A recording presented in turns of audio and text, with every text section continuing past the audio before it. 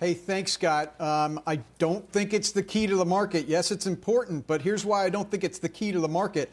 I see no way that it can expand its multiple in a regime where interest rates are slowly going to rise. If that's the case, if I'm right about that, then the share price growth for the next 12 months is going to be exactly equal to the earnings per share growth over the next 12 months. Depending on whose estimates you use, that's anywhere from 8 to 12%. Now, I'm not throwing shade at that. I still own a position, albeit below market weight. If I got 10% in Apple over the next 12 months, I'd be happy. But honestly, I don't think it's the key to the market because I see other areas of the market where you're going to get higher earnings per share growth and potentially multiple expansion. Mostly I'm talking about the cyclicals, but even a tech stock like Qualcomm that could apply.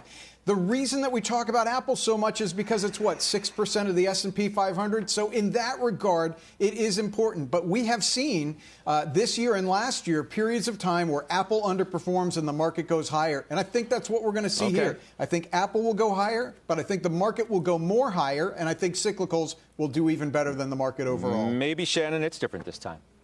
And maybe I say that because what happened in the past with Apple, does it really matter now? You have a teetering market.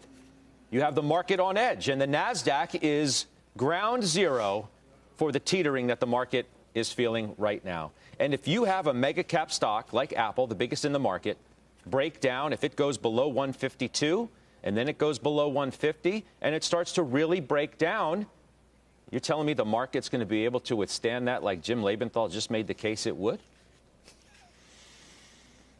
Well, I think it's important why it's breaking down, Scott. I mean, if you want to talk about potential supply chain disruptions that we're hearing out of China and that impacting Apple's ability to fulfill orders, well, then that might be justifiable to see a little bit of weakness in the stock. If you're talking about just the spillover effect from the rest of the growth trade and a sell-off in tech, I think there's many of us who have significant positions in high-quality tech stocks who realize that, you know, there are likely to be a couple of legs down for these stocks, and that the reality is that if you are underweight to the market or you have no position in Apple, I would say some continued weakness in this near term over the next 4 to 6 weeks could offer you an opportunity to perhaps add to the position or add a position in Apple if you don't have it.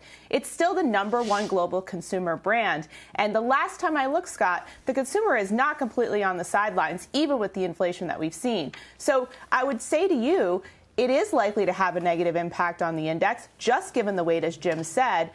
But, you know, in terms of just we're seeing the spillover effect across these big cap tech names. And I don't think, aside from these supply chain dislocations, that we should spend too much time worrying about another, X decline in Apple in this next couple of weeks. Mr. Wonderful.